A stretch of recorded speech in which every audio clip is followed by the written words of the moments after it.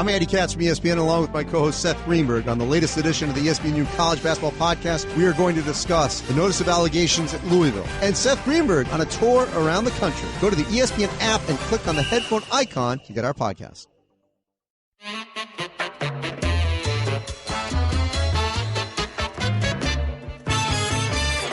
Welcome to another highly questionable Monday. What do you like today, Bomani? Who told you not to trust the Falcons? Who's right? Who's sitting here right now looking real right now? It's I told you so Monday. Dale, papi. What the hell was that game last night? That's an excellent first question to our Football Monday here. A total abomination. You want to know why ratings are down? Start there. 6-6 game, ends in a tie. These are exciting offenses, but they weren't last night. And then, you got this missed field goal at the end, and then you get this at the end. I like this next, that face right there. That was all of us right there. What? Yeah, you're the one that took the kicker from NC State. What was all that? And then Bruce Arians complaining after the game because Bobby Wagner kept jumping over his center. Listen to this. He touched him. You saw it. Did you see it? Didn't he touch him? Look like it. Yeah, it sure did. It sure looked like it to me, but it was not ruled that way. Same with on the last one. He definitely touched him. You know, I'm sure, I'll talk to the league and we'll get some kind of explanation that's all like normal. Well, all right. I mean, I'm in favor of the neighborhood play on such an athletic feat as we have there. But here's what we had in that game. We had the Seahawks with a great defense going against a team with an offense that's not really as good as we remember. On the other side, we had Seattle, whose offensive line is 5 fat dudes Tom Cable picked up in the truck outside of Home Depot, and Russell Wilson basically running around on one leg. That game was bad, and guess what? Tonight, with the two best pass defenses in the league and Brock Osweiler versus Trevor Siemian, tonight could be worse. And I think Thursday's going to be bad, too, because the Jags are involved. So you got a lot of bad primetime stuff happening. But Bruce Arians is sitting here, and he's taking away from us the only exciting thing that happened last night, which is one guy jumping around athletically. He wants to take even that away from you. I think that they should have given that game to the Cardinals, You know how difficult it is to hit that upright with a football? The two of them, they missed the field goal. You hit the upright. You know how difficult that is? You try to do it, my friend. See how difficult that is. You should get 4 points if you hit the upright. That's the way I see it, I'd be with that. What's that, like hitting like on the outside part of the bullseye when you play darts? Yes, I'd be with that. I'd give him 4 points for that. 5 if you hit the crossbar. Fidel Okay. Godell with a man, a change in the rules of the game. And 6 if you hit one of the officials in the junk. Yes! That's right. Yeah, that should be worth more That's than 6. right. Don't be ashamed. Don't drop your head. Come on, everybody be down with that. Have the Vikings been a mirage? Wasn't that the first game they lost? Right? Like, I think this is the first game that they've lost all year. We're tossing it all away. They lost 21-10 to the Eagles. Now, I will say this. You think the Vikings are a mirage? Ask Carson Wentz if they're a mirage, because they still gave him the blues. But the Vikings are a team that we've seen be really battered, really injured, can't run the ball, can't pass protect. What are you supposed to do there? If you're Mike Zimmer, just be mad. I don't know. We didn't block anybody, so, we were soft. We got overpowered. The safety beat the tackle one time. The safety beat the back a couple times. So it was a little bit of man on man, and we got whipped. Well, there's also that. Apparently, they just got whipped. I despise the coach who comes out and talks about how soft his team was when they lost their first game. You're allowed to lose games on the road, and if that team loses in the playoffs, it's probably going to look a lot like what you saw yesterday. Their offensive line can't protect a quarterback who's made of balsa wood, and that's going to be what you see in the playoffs if the Dallas Cowboys get a hold of that team. Well, he didn't look that tough to me in that press conference. The team that take after the personality of the coach, he looked like a wimp to me.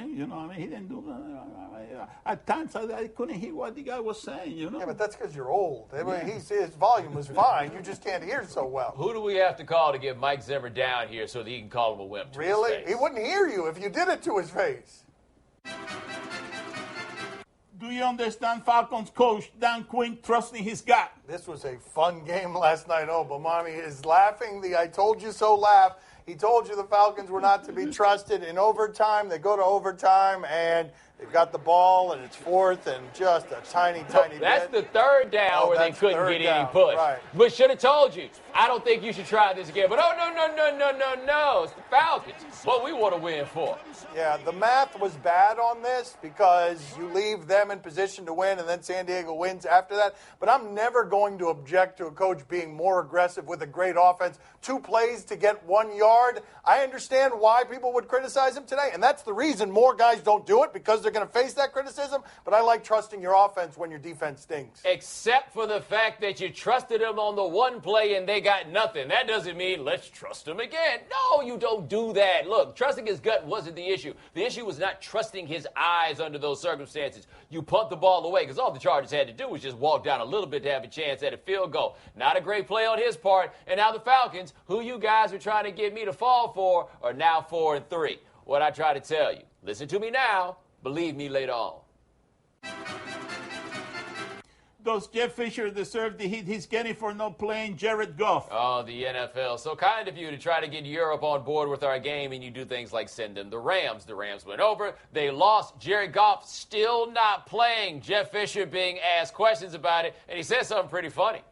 Jared's going to play when we feel Jared's ready, you know. And I know you would, had we won this game, you wouldn't have been asking about Jared, okay, which I understand, okay. But, you know, we didn't lose this game because the quarterback played today. Okay, we lost at some other positions.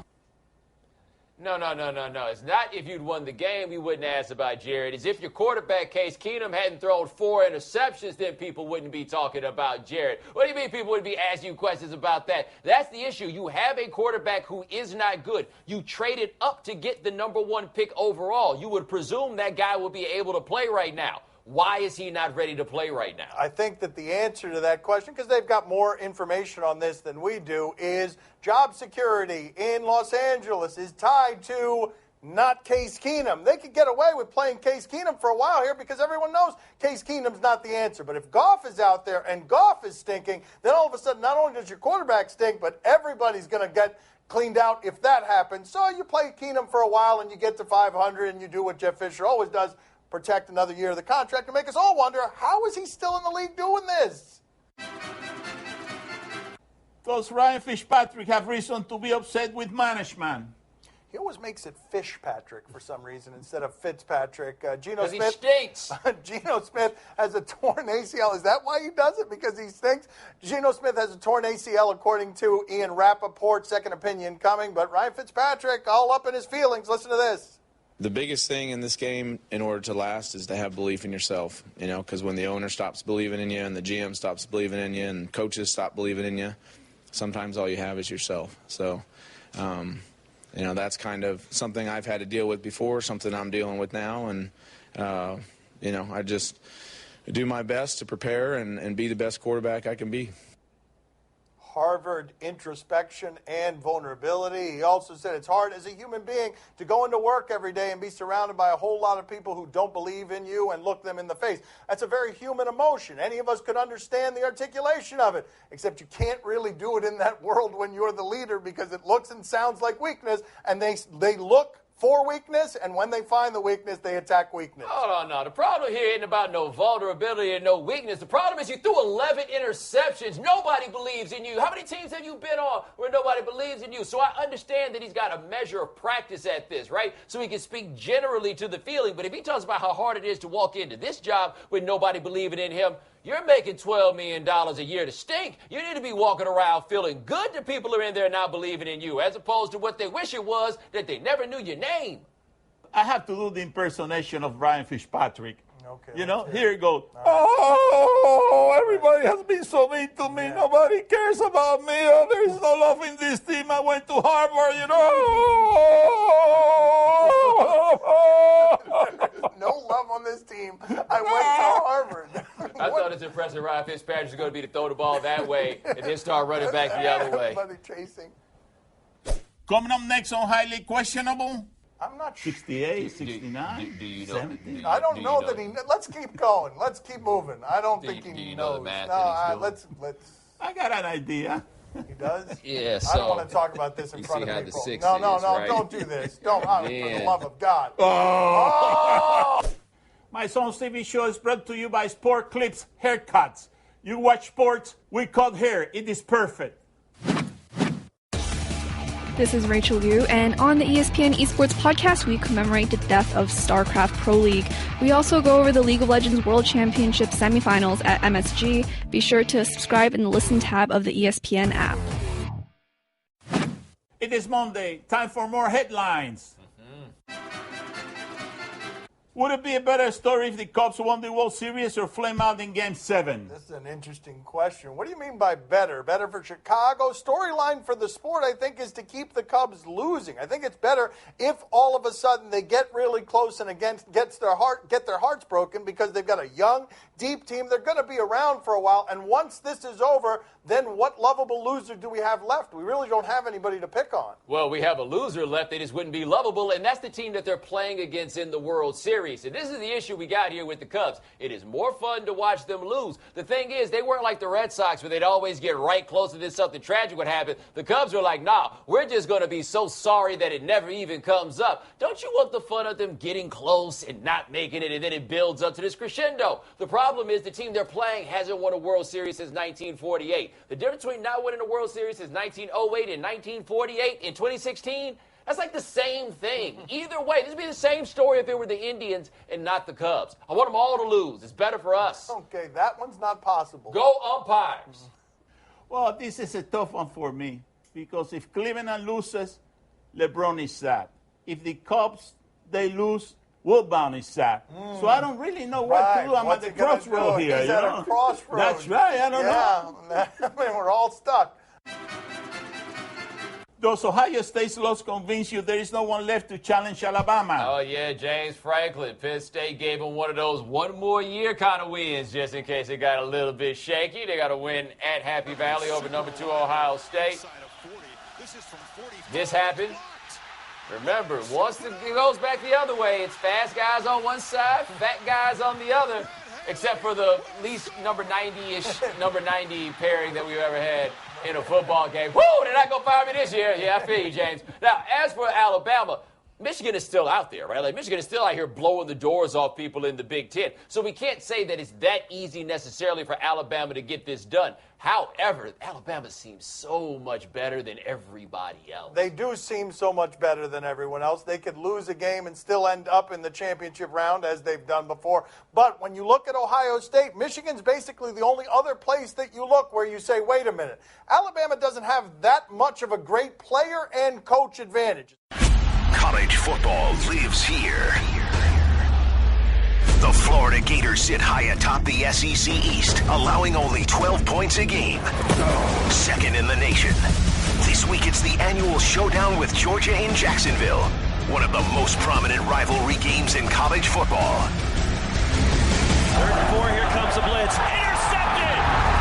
Coverage begins Saturday at 2:30 Eastern on ESPN Radio. Highly questionable is broadcast from the Clevelander Hotel on beautiful South Beach, Miami. Time to play the game that loves the way he smells. Do you question? You give us topics and events. What did he just do? Do you question trying to tackle Leonard Fournette? Yes. 16 carries, 284 yards. This isn't even in that count. Oh, my goodness. Oh, my goodness. God. Can we get another look at this? Young man. Oh, man. No. And the thing is, the kid's trying to go low. Fournette just refuses to allow him to do that. Now, I understand it's unfair to do this because the guy ain't getting paid any money. But Deontay Anderson is that young man's name. I'm only telling you so we can start a GoFundMe so we can get him a little money to help him, maybe buy some pride. Just smacked. Les, how did you lose your job with that in your backfield, Les? How? I think that I know how Deontay felt. Oh, yeah. Oh, there it is. Yeah, something like that, except being Deontay hurts more and makes a worse sound. And Deontay saw it coming, and it was somehow worse than he imagined. Do you question whether Marquette King needs to get more involved in the offense? Oh, he is the punter for the Oakland Raiders. The Oakland Raiders have a lot of good players at the skill positions, and they have a good skill position player at punter. Look at this. This whole thing got botched, and it didn't look like a botching. The athletic punter. Look at this. Noticed by his name being Marquette. Look at this. And he doesn't have some things in common with the other punters. Oh, my God. I don't want to take it too far there, but oh, my God. Look at this. Hold on. How is it? This tells you more about the Jags, I feel like, than it does about Oakland. But he can legitimately move. Yes, like, this is the thing. That was 4th and 19, incidentally, and nobody on the Jags can catch up to Oakland's punter. Congratulations, Jacksonville. That is your team. There you go. You can't even stop Oakland's punter. Do you question if Draymond is in mid-season form? I don't even need to tell you what happened. It's Really? something that I'll find to be horrifying, and these two... Again? The penis Play it. hunter again Play was it. penis hunting? Play Again? it. Livingston on his way. Getting to his spot. Draymond inside. Yep, there he is. Oh, come on, Draymond. You know, it's preseason, the dudes are already not having it. Like, everybody's going into these games on alert this year. I mean, Bomani, he can't be able to stop this at this point. If last year's punishment is not sufficient, this has to be a reflex that he simply can't stop. Well, we need to put the list of guys together that we want him to do this to, because we might finally get the fight that we've been waiting on. Like him and Boogie Cousins. How you think that goes? I think that we should put LeBron at the top of that list, that's all. I mean, the last time something like that happened, it got, the Cavs the championship. I'm doing Wade. Oh, wow, really? Okay. And Bosch also, if he comes back. Well, Bosch, too, if he's healthy enough to endure it. I don't know why my father hates everybody who had anything to do with the Heat. Time to play the game that is better than you and most things. See? Or no? Tell us what to watch on television tonight. We'll tell you if we're intrigued or not. On ESPN, Monday Night Football, Texans and Broncos. No. This is going to make last night feel like a Texas Tech football game. The Seattle Cardinals thing that you saw. Here's Will Fuller, though. He plays for the Texans. He does special things every once in a while. And it will be Fuller who will start this at the 33-yard line. He can fly if he gets it to the open field. Can fly. He's into the open fields. Inside the 30, he's going to go. Hooray! Nobody downfield. There was no gunner in his Right, way. Oakland's punter would have chased him right down. But, Monty, are you intrigued? Hey, this is how far back we had to go to find something exciting out of a Houston Texans game. That's what we had to do. It's weird. Like, how long ago was that? Bobby, are you intrigued? Oh, see, I'm very intrigued. Are you kidding me? Monday Night Football, I'm telling you, on ESPN, I got to watch that, buddy. I gotta support the ESPN with everything I got. Even though if the Texans are stink and the Broncos are not that good, I got to go for it, and I got to go. I got to support that game tonight. I'm going to be glued to that TV.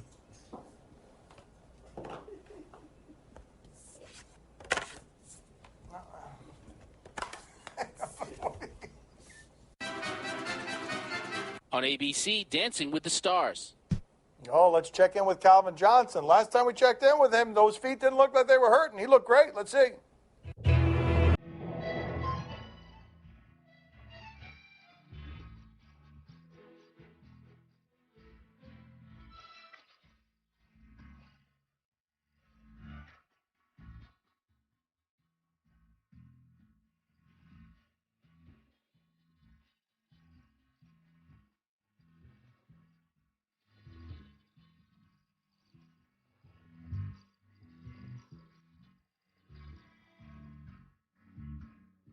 I mean, that was beautiful. It was, right?